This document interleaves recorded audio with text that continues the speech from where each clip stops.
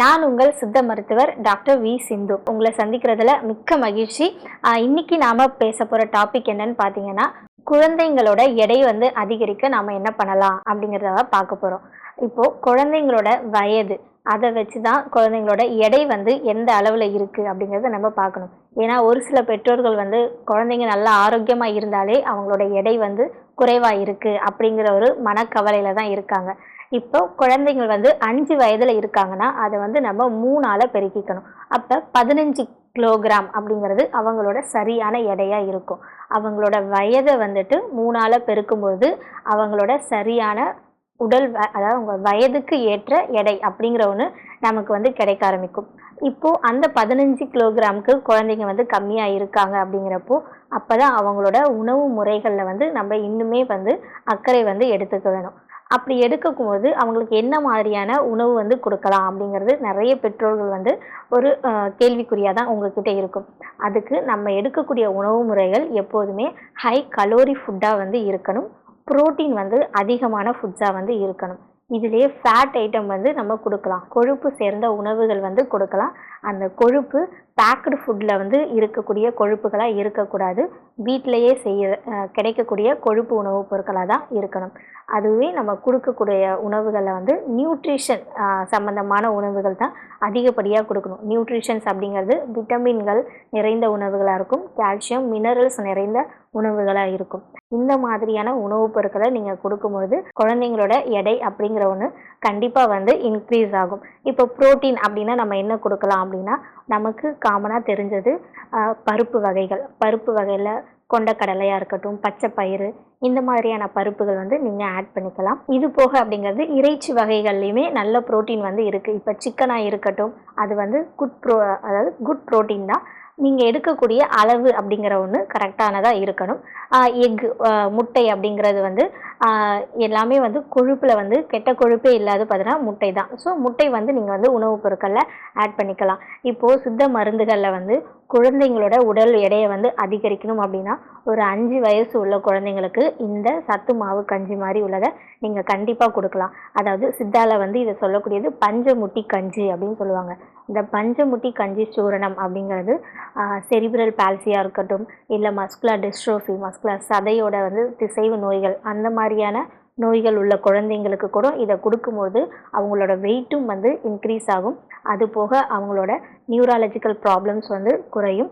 அவங்களோட mile stones, அதாவது குழந்தைங்க இந்த வயசில் இதை பண்ணணும் அப்படின்னு சொல்லக்கூடியதான் குழந்தைங்களோட மைல் ஸ்டோன்ஸ், இதுவுமே வந்து அதிகரிக்க வாய்ப்பு இருக்குது. பஞ்சமுட்டி கஞ்சி அப்படிங்கிறது 5 பருப்பு வகைகள் வந்து சேர்ந்ததாக இருக்கும். அதில் ஒரு அரிசி வகைகளும் இருக்குது. பஞ்சமுட்டி கஞ்சி அப்படிங்கிறதுல வந்து ஒரு அரிசி வகையும் 4 வகையான பருப்புகளும் வந்து சேரும். பச்சரிசி, உளுந்து, வேர்க்கடலை, பச்சை பருப்பு, அதுக்கப்புறம் துவரம் பருப்பு, இந்த 5 வகையான உணவுகள் தான் அதில் சேரும். இது நீங்கள் எடுக்கும் பொழுதே சேம் ரேஷியோ, இப்போ எல்லாமே 100 கிராம் எடுக்கிறீங்கன்னா எல்லாமே 100 கிராம் அந்த மாதிரி எடுத்துக்கோங்க. இதில் வந்து ஒரு 5-6 ஏலக்காய் அந்த மாதிரி வந்து ஆட் பண்ணிக்கலாம். இதை நல்லா வந்து ஒரு நாள் வாஷ் பண்ணிவிட்டு நல்லா காய வச்சு உலர்த்தி அதை நல்லா வறுத்து நீங்கள் வந்து பொடி பண்ணி வச்சுக்கணும். இதை குழந்தைங்களுக்கு 2 முறையில் வந்து கொடுக்கலாம்.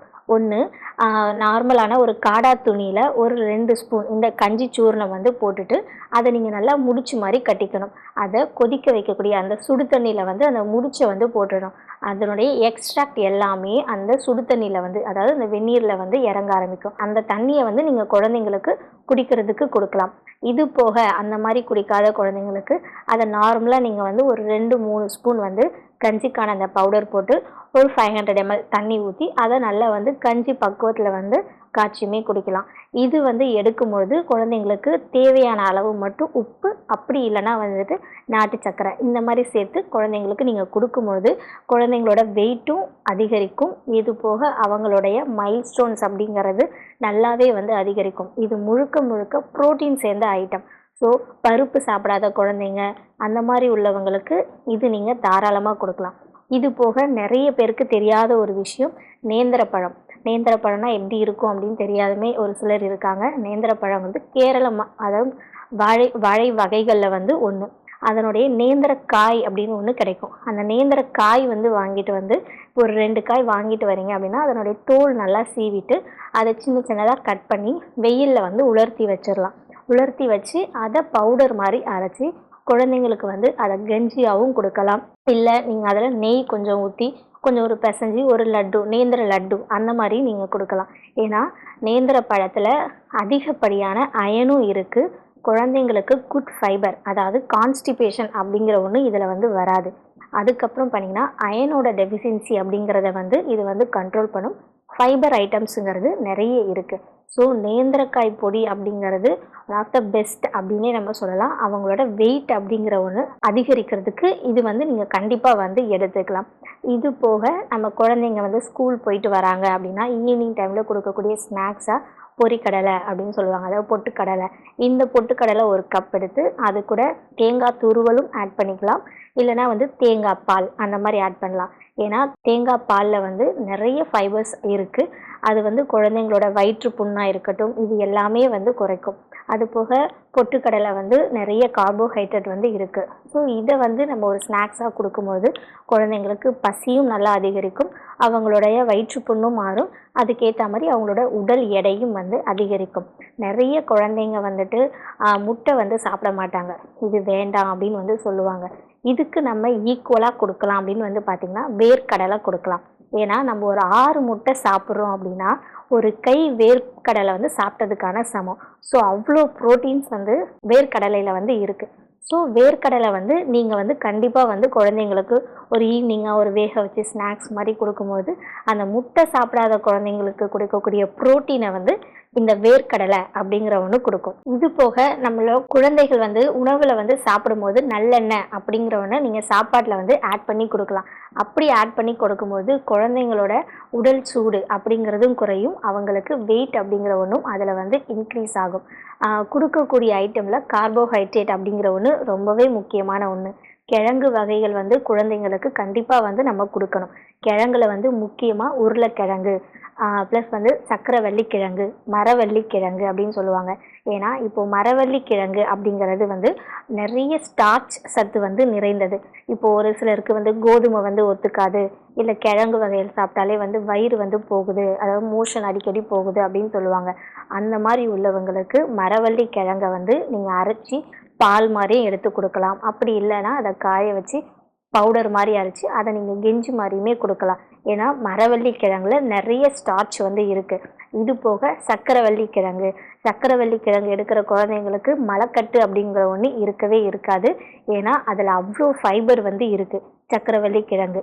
ஸோ அதை நீங்கள் வேக வச்சு குழந்தைங்களுக்கு அரைச்சி கொஞ்சமாக நாட்டு சர்க்கரையோ இல்லை லைட்டாக வந்து உப்பு அந்த மாதிரி வந்து போட்டு அடைச்சி நீங்கள் குழந்தைங்களுக்கு அதை ஒரு கஞ்சியோ ஒரு கூழ் பக்குவத்தில் நீங்கள் கொடுக்கலாம்.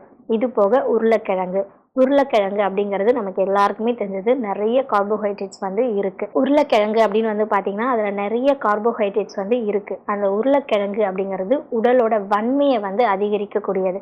அதாவது ஒரு மாமிசத்துக்கு சமமான வந்து உடலோட வன்மையை வந்து அதிகரிக்கக்கூடிய தன்மைங்கிறது உருளைக்கிழங்குல இருக்குது.